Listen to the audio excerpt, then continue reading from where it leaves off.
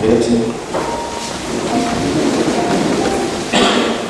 Bwana Yesu asifiwe. Bwana Yesu asifiwe sana. Leo siku ya pili, Jumapili ya pili wakati wa Kwaresma, wazo kuu ikiwa utakaso. Na neno ambalo na kutika katika pamoja kutoka katika Injili ya Mathayo sura ya 17 kama nilivyosoma muda mfupi uliopita na msomaji wa somo hili kwa mchungaji. Kifungu hiki kinaeleza moja ya matukio ya kifunuo pale ambapo Mungu anatoa ufunuo wa kipekee katika kuwajulisha watu wake yale anayotaka. Yesu anamchukua Yakobo, Petro na Yohana faragani kuomba, kisha wanachukua na Musa na Elia, alafu wanaongea naye. Tukio hili linawatisha. Wa kwanza Petro anafurahia, anafikiri pale mahali pazuri watakuwa kuendea kuwepo kama walivyosema mahali hapo wanatisha kama Mungu. Lakini mwisho wanasikia sauti ya Mungu inawatisha zaidi, wanaondoka kama wamekufa. Na baada ya maneno yale Yesu anawagusa kuwainua, na wanapomtazama Yesu peke yake, amani inawaambia mambo.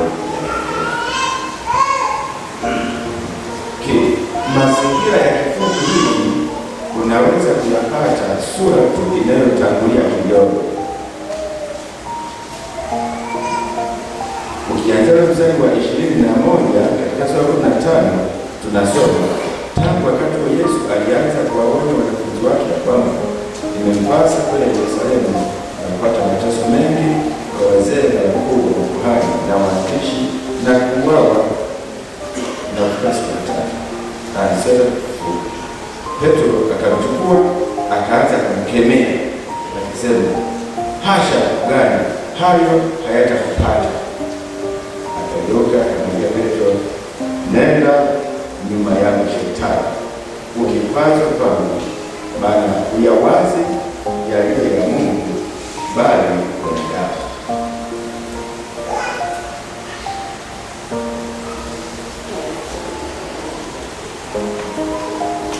Yesu anaeleza yatakayojiri muda mfupi baadaye katika huduma yake, kwamba ili huduma yake ikamilike ni lazima afe, na njia itakayompelekea kufa ni kukamatwa, kuhukumiwa kifigisu, kimizembe, mwisho kuliko msalabani. Baada ya hapo wokovu utakamilika, ambayo ndio kazi iliyokuwa inayote. Bila kufahamu, Petro akidhani yeye ana uelewa mkubwa, anamkemea Yesu, usiseme hivyo, haiwezekani. Labda kwa sababu anamwona ni mtu mwema, anawasaidia walipokuwa wamepata shida ya upepo wa bahari umevuma, watu hatarini kufa, aliwaokoa. Walipokuwa wana njaa, aliwalisha.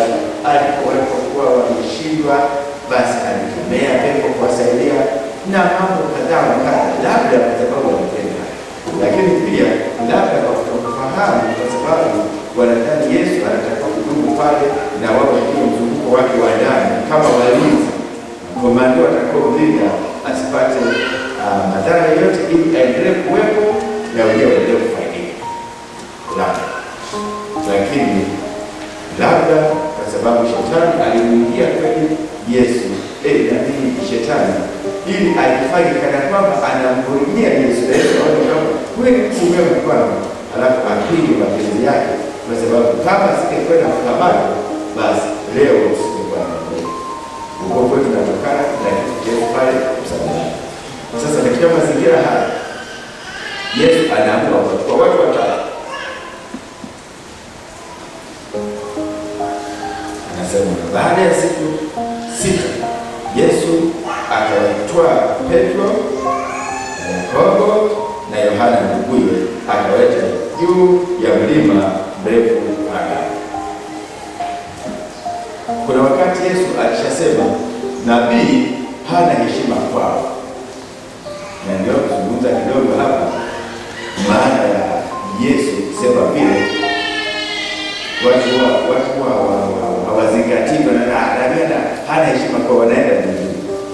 lakini yapo mambo mengi hata kupelekea kukosa heshima kule alipotoka. Walimfahamu alipozaliwa, walimwona akiwa mdogo, namna alivyokuwa anafanya, labda kuna wakati alilia, labda kuna wakati alifinywa, labda kuna wakati alisaidia peupe, labda kuna wakati alifanya vituko vya kitoto. Kwa hiyo wale wanaofahamu yale yote, hata kama umepata heshima fulani, ni ngumu sana kuelewa. Nakumbuka siku moja nachukua na Kanani Kilongani na dereva alikuwa Malele na Sambungu, tukaenda Dodoma mahali fulani, tukakutana na mtu tulio kwa darasa moja ndani. Aliponiona tu kwa mbali, mimi wakati nasoma atusema nilipozaliwa nilikuwa majina mawili.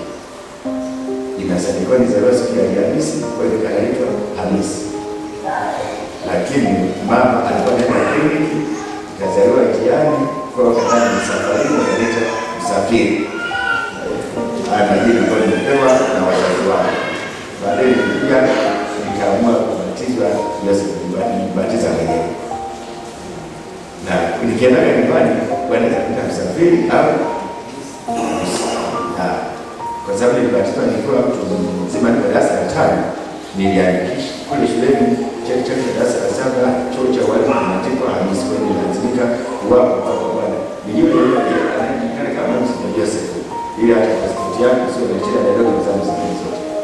Sasa tukawa akaniona kwa mbali, nisikia Joseph na Hamisi alikuwa sio. Sasa kwa mbali akasema anakuja anakimbia Hamisi,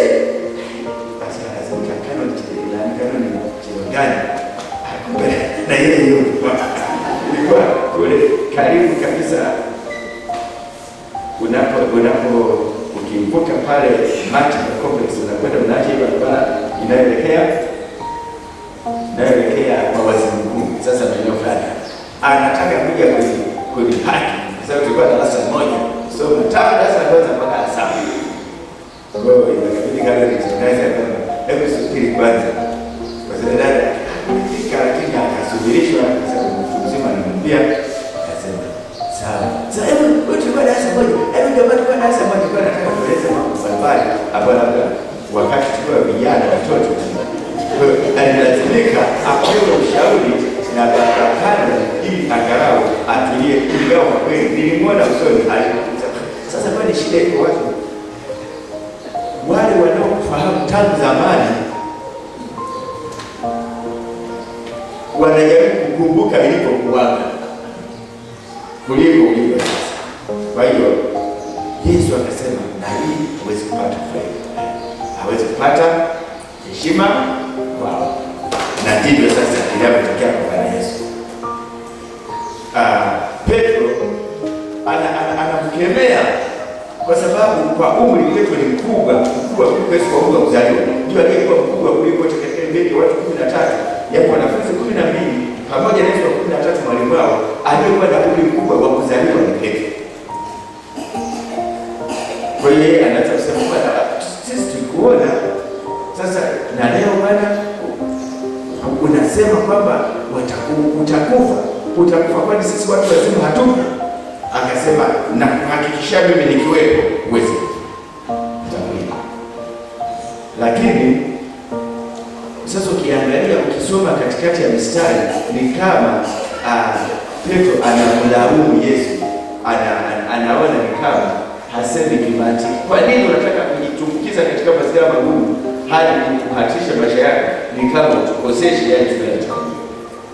Sio Petro tu, lakini mama yake aliyekemea siku moja akasema, mimi na baba yangu tutafuta siku zote 3, wewe umekaa. Akamshika alafu akaondoka. Na siku nyingine Yesu akiwa katika shughuli ya kufanya, amekusanya mkutano na anawahubiria, akasema akamwambia, mtoto wako ameheruka, mambo anayofanya ya ajabu. Mwambieni mamako na ndugu zako wako hapo nje wanapita. Alafu Yesu akasema, mama hapo na ndugu zangu wewe, ila wanasikia nini? Lakini angalau hawa, yani mamake hatambui, yani hatambui hajali kwamba Yesu yuko kazini, anaona mtoto wake sasa anaanza kufanya mambo ya babu ndogo. Namkumbuka mmoja kwenye maisha yangu ambaye ambaye niliona aliwahi kumheshimu mtoto wake kwa sababu ya huruma lake. Ilileta ukakasi sio tu kwa waliokuwa wanaona, hata kwa mtoto mwenyewe. Kwa masimulizi yake, Baba Askofu Almasi anasema, mimi nilikuwa baada ya yeye kuwekwa wakfu. Sasa alipowekwa wakfu, kesho yake mama akaenda na mtoto, naye mzee peke yake, yule mama na mtoto mmoja tu, ndio Mr. James Almasi mbele ya Baba Askofu wa Masasi. Alipofika tu akapiga magoti akasema, shikamoo Baba Askofu. Sasa akawa yule jamaa Baba Askofu akawa na mdomo mzito. Sasa hapa mama mzazi akawa bado amenyamaza na sita, akasema, sikusalimii wewe, mimi namsalimia Baba Askofu. Sasa nasema yaani kwa ukakasi mkubwa, maana alisema ni lazima akao utaitikia kwa sababu mimi namsalimia askofu, labda kama wewe sio askofu. Basi akasema kwa mama, lakini walio wengi ngumu sana kumpa heshima hiyo mtoto wake. Nakumbuka nikiwa kijana nimeanza tu jinsi wa awali kabisa. Siku moja wakapita watu watatu wabishi vibaya sana, na mimi kwa sababu pia na mimi nilikuwa mbishi. Sasa kata shauri ninawashuhudia, nilikuwa nachonga kwa kwenye banda langu nachonga.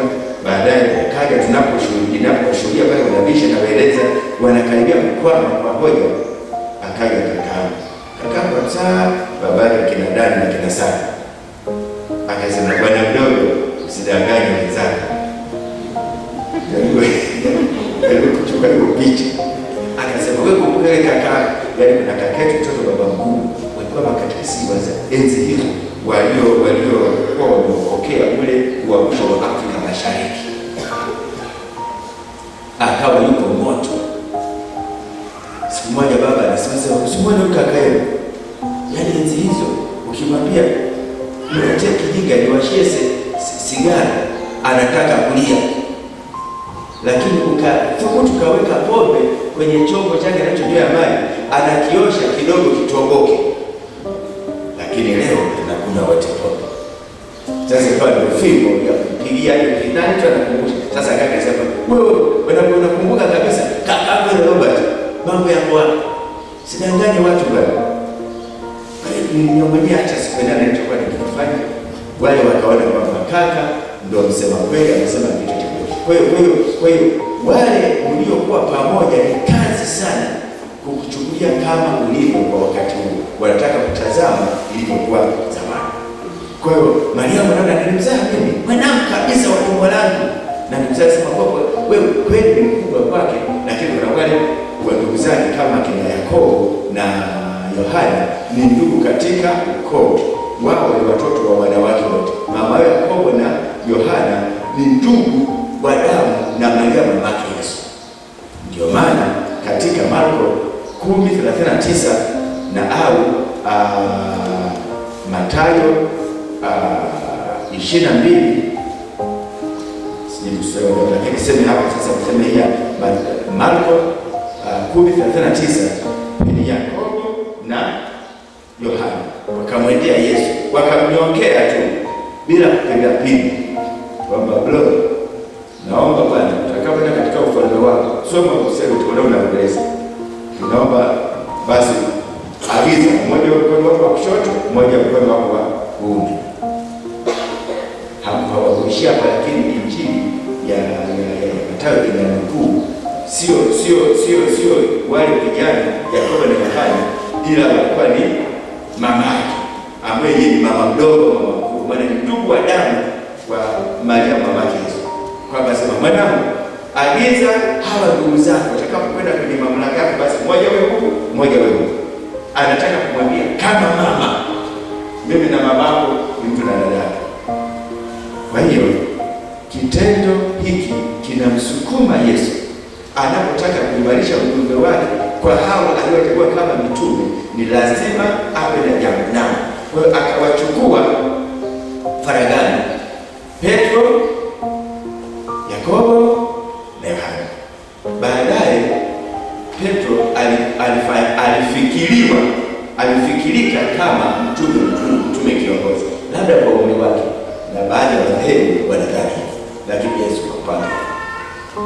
lakini Yakobo ndiye alikuwa mwenyekiti wa baraza kuu la kidini Ukristo ulipoanza pale Yerusalemu, lakini Yohana ndiyo aliyekuwa mdogo kuliko wote na ni ndugu na Yesu, na ndiye anayefikiriwa alikuwa wa mwisho kufa katika mitume wote. Sasa anapochukua kila mtu anawakilisha kundi fulani. Petro anawakilisha watu wakubwa wanaweza kumdharau Yesu kwa umri wake, atataka kwenda kuonyesha jambo fulani.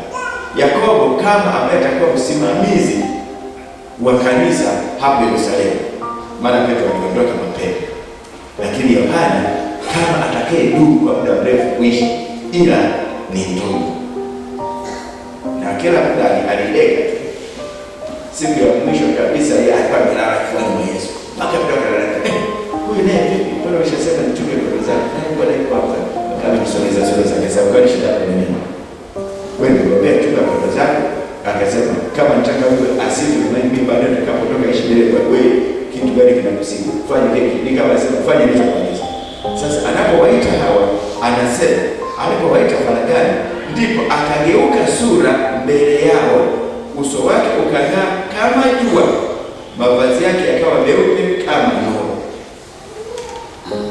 Akaamua kuwaonyesha jambo la pekee, kwamba yeye si kama wanavyomfikiria au kama wanavyomfahamu, ni mtu wa pekee.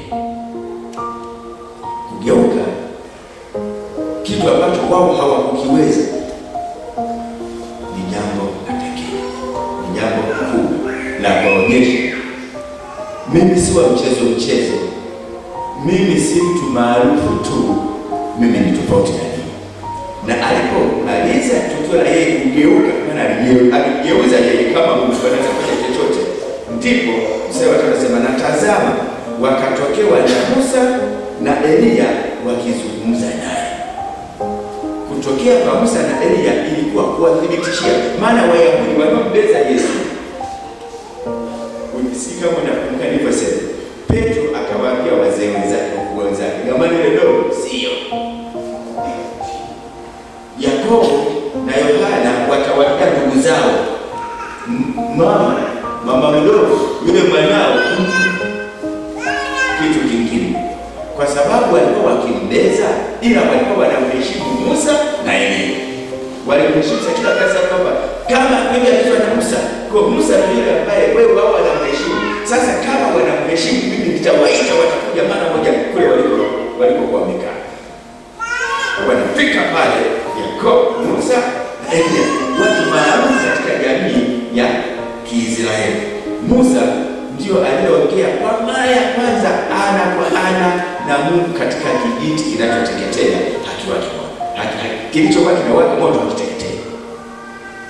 Na ndio nabii wa kwanza, na alifanya mambo makubwa, akawatoa Wayahudi kwa mkono wenye nguvu na mamlaka dhidi ya uonevu na ukandamizaji wa Farao kule Misri. Ni mtu maarufu, hana mfano wake. Mungu mwenyewe akasema watu wote nitaongea nao kwa njia ya ufunuo na manabii, lakini Musa nitaongea naye kama mtu aongeavyo na rafiki yake. Na hakuishia hapo. Musa alikuwa mbabe vibaya sana na watu wakaogopa. Kuna wakati alikuwa anaweza kumkemea Mungu kama rafiki yake, kumwambia kwa maneno mazito, na anaweza kuwakemea watu, alafu anaisha kufanya maajabu. Kwa mfano, siku moja ameenda kupewa zile mbao zilizoandikwa amri. Mungu nyuma akawaona Wayahudi wameona hayuko Musa, wamemtuma Haruni awatengenezee sanamu wafanye ndio Mungu wao. Yeye Musa yuko kule hawaoni. Wakasema sasa unaona watu wamejichafua, ngoja niwateketeze, alafu nitakufanya wewe uwe taifa teule mahali pao. Musa anasema, Mungu unataka kufanya hilo jambo? Mbona watu watakulaumu? Watasema aliwatoa Misri, wamemshinda njiani mpaka amewaua. Kwa sababu kuanza kupiga mtoto ni mshindo wa malezi. Naweza kutumia njia tu za diplomasia mpaka akamuelewa. Sasa amemkemea Mungu asiwateketeze, na Mungu akatii. Aliposhuka kupeti, kwa sababu alipokuta majamaa yanacheza mbele ya ile sanamu, alitetemeka mpaka akadondosha zile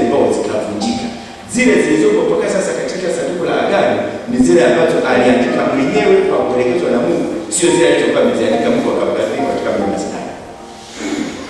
Kwa hasira sasa alipoona ile tukio baya, kwa sababu yeye aliwatetea kwa kuwa tu haoni, sasa akaamua kuadhibu. Akachukua sanamu akalikata, akalichoma moto, lile jivu akasaga ile jivu, alafu akakoroga kama uji, akawanywesha Wayahudi wote. Anamzuia Mungu asiwaadhibu, ila anawaadhibu yeye. Kwa hiyo Wayahudi wanamheshimu, na walipokuwa wanapigana siku moja, Mungu akasema, haya mnapigana Musa, haya hebu wote kaeni huku na yeye achane kile. Ndugu zake wote wakapata ukoma. Siku nyingine wale walikuwa wanapiga, nchi ikafunuka ili wakatoka, alafu ikajifunika. Ni mtu maarufu wanaoishi. Lakini Elia ndio yule ambaye kwa maombi yake alifunga mwezi jeshi kwa mwaka 1 na miezi 6. Alimkabili mfalme Ahabu, halafu hakufa, alipaa. Hawa ni watu maarufu katika historia ya Wayahudi, ndio wanaoheshimiwa. Sasa na kila wakati walisema kama alivyosema Musa, hawamsikilizi Yesu kama alivyosema Musa. Sasa anasema nawaambia wale ili kuchukua mabingu yao. Mtakapokwenda wewe tuambie wakubwa wenzako, huyu ni mkubwa kuliko wale bwana anaweza kuwaita, lakini tuwaambie ndugu zenu kwamba ingawa kazaliwa kwetu lakini ni wa pekee. Sasa mstari wa 4, Petro akajibu akamwambia Yesu, Bwana, ni vizuri sisi kuwapo hapa. Ukitaka nitafanya hapa vibanda vitatu, kimoja cha kwako wewe, kimoja cha Musa, kimoja cha Elia. Kaidi yake wewe sasa. Anaona hapo ni mali sio pa kutoka. Huyu jamaa ni kweli kamleta Musa na Elia, na sielewi watakuwaje, maana walikufaga zamani. Mungu aliwafunulia kwa Musa mpaka jamaa anaamua kutengeneza vibanda vitatu, mpaka amesahau ya kwao, na ndio atakuwa walinzi. Kimoja chako wewe, kimoja chako, na angalia mpangilio unapokwenda. Anasema kimoja chako wewe, kimoja cha Musa, kimoja chako, kwa mpangilio. Yeye maana anaonekana ana uwezo na nguvu kuliko hao, mpaka anaweza kuwasamu Jona wanakuja. Lakini anapata Musa, maana ndio aliyewatoa kule Misri kwenye maajabu mengi, na atafuatia Elia ambaye maajabu yake yapo, lakini hayafiki kwa hawa. Maana yeye alifanya tu kuwakemea Ahabu, akaoa manabii 450 akiwa peke yake, akaita moto akateketeza dhabihu yake, huku imemwagiwa maji, akaishia kwa kutwalizwa juu bila kupata. Kwa hiyo sasa lazima watengenezewe hawa, wamenogewa kwa sababu wanaona sasa kumbe sasa ni hii, naona ni sawa, tunaweza sasa. Lakini mstari 5 anasema alipokuwa katika kusema, yani Petro anaposema ile maneno, tazama wingu jeupe likawatia uvuli, na tazama sauti ikatoka katika ile wingu ikasema, huyu ni mwanangu mpendwa wangu ninayependezwa naye, msikieni yeye.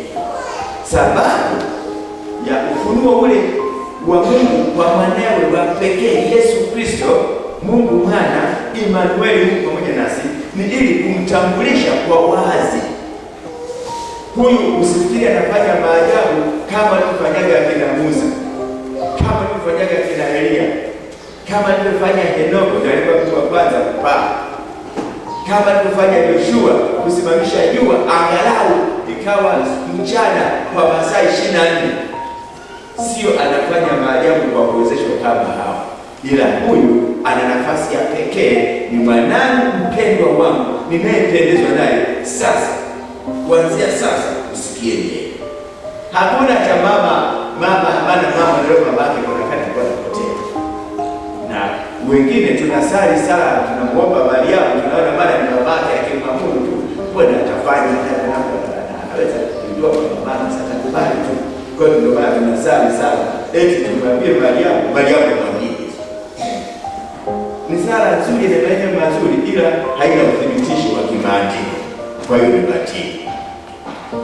Sasa Mungu anasema huyu ndiye mwanangu ambaye mimi nimependezwa naye, inatakiwa mumsikilize yeye.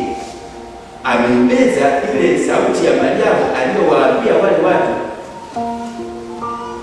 wamepungukiwa nidhamu, anapoenda kwa Baba atakachosema msikilizeni. Ni kama hivyo kiunganishi pale, ndio bingwa. Mna shida, nina mwanangu kibogo, nitamwambia, alafu nenda nikasikilize kwake. Yesu anapambanuliwa na Mungu wake na babake kwamba huyu yuko pekee, atakachosema ndicho wewe mnakisikiliza. Usisikilize maneno ya wengine kana kwamba wanaweza kuwa na ushirika. Na Yesu siku ile alimwambia mamake, tena ukisoma katika manuscript kwenye lugha ya Kiyunani, alisema mwanamke, una nini nao? Yaani kuna kitu gani cha ushirika kati ya mimi na yeye na wewe?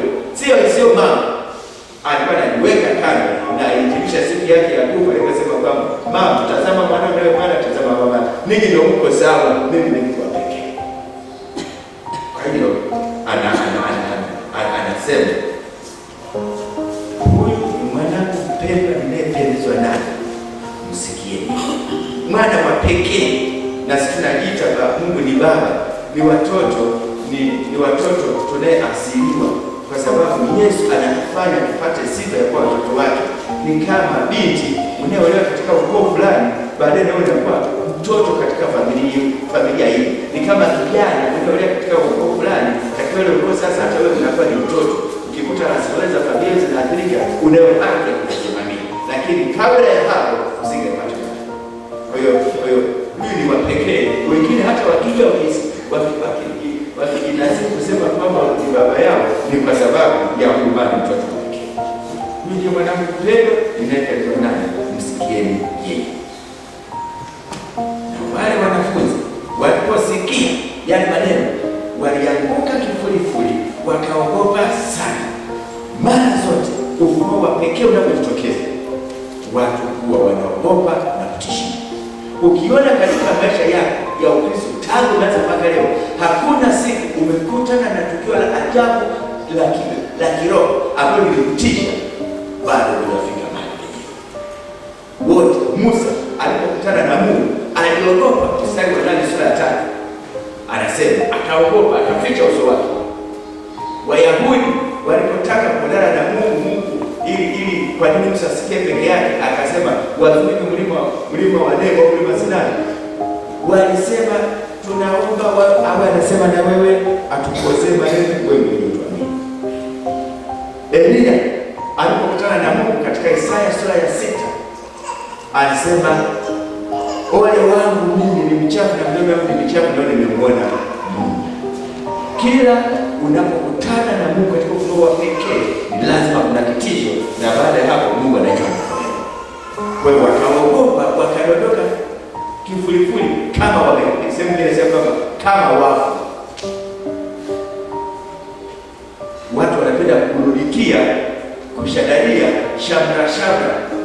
Jamaa anaongea, jamaa anamuujiza, jamaa ana sauti nzuri, wanashadaria yale. Lakini ikifika habari ya kweli ambayo inawafikirisha watu katika kutafakari maisha yao kwa mustakabali wao mwema wa maisha yao, basi ni lazima waseme sasa tutendeje ndugu zetu.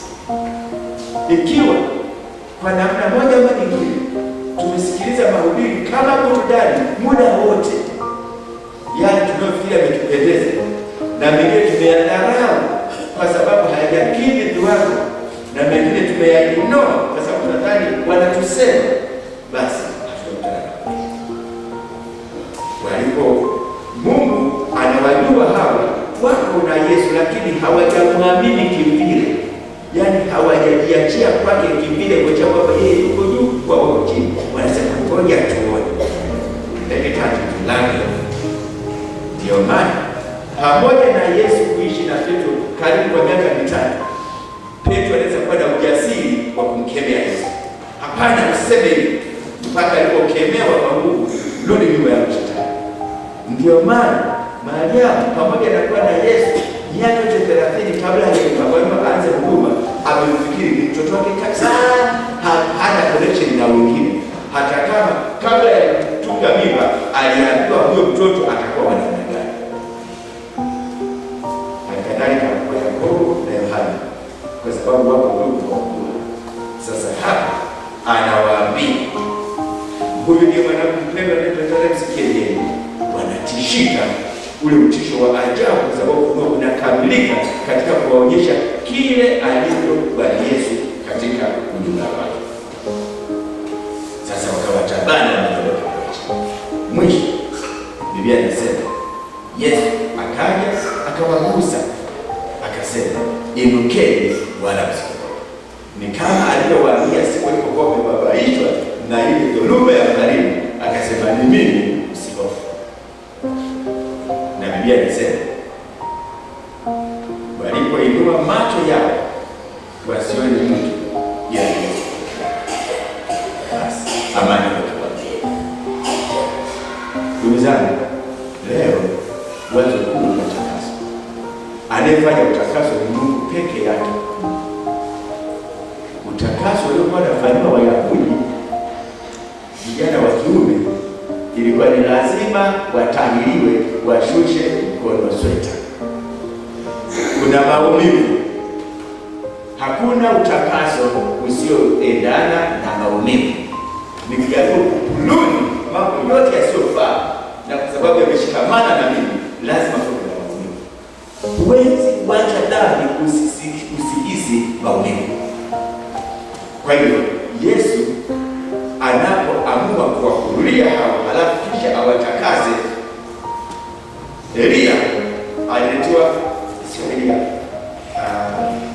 Isaya alitoa makaa ya moto kutakasa kibatari. Watoto wa Kiyahudi waliletewa kisu kutakaswa. Na sisi tunaletewa neno kutakaswa. Neno ni lazima liwe na maumivu, ni lazima lichomoe yale yaliyokuwa na yafeni, lichomoe yale yaliyokuwa mazoea ili ubaki. Ikiwa kama ilivyokuwa mwanzo, ilivyo sasa tabeli hivyo, basi wala usifikiri hivi ndio kwa ukisi kuna mahali fulani unaoshika.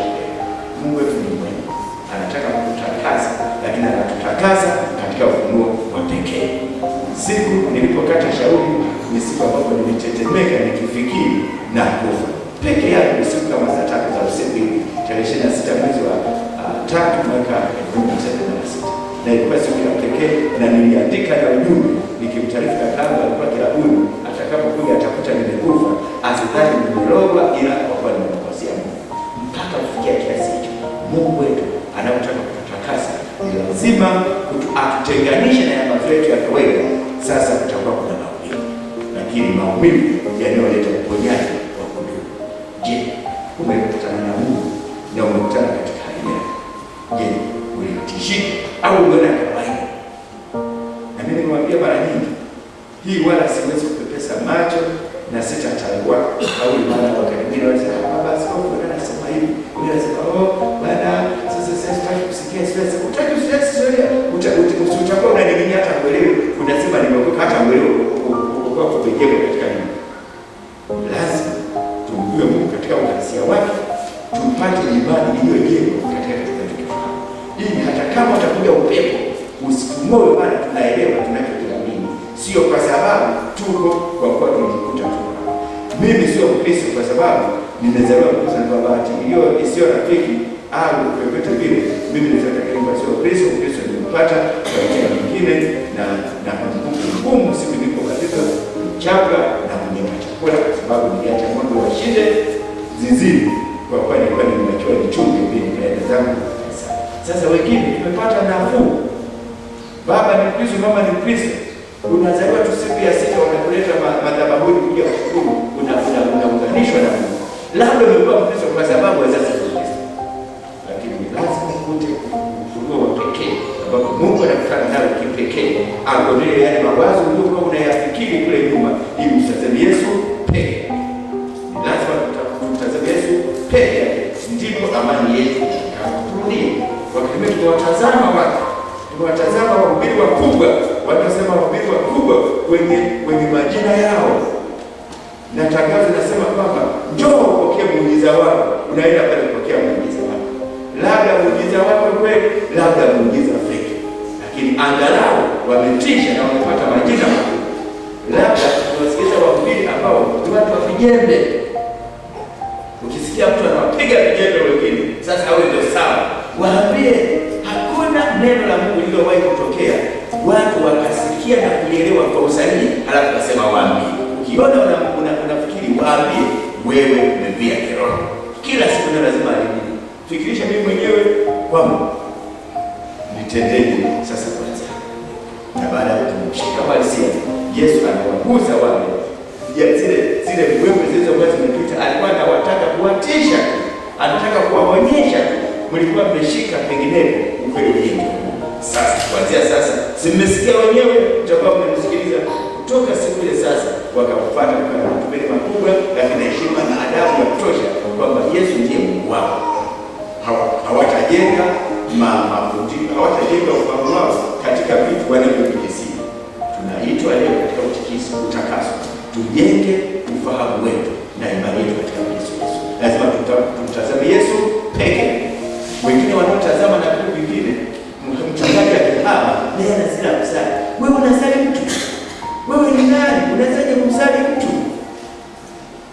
Mimi niwe kuhamishiwa parishi fulani nikiwa mjinisi. Nakumbuka sikio walikuwa na nani wa parishi anahama mwinjilisti maarufu, kuna na mchungaji lakini ni mwinjilisti maarufu. Sasa nataka mwinjilisti tena mwenye nafsi.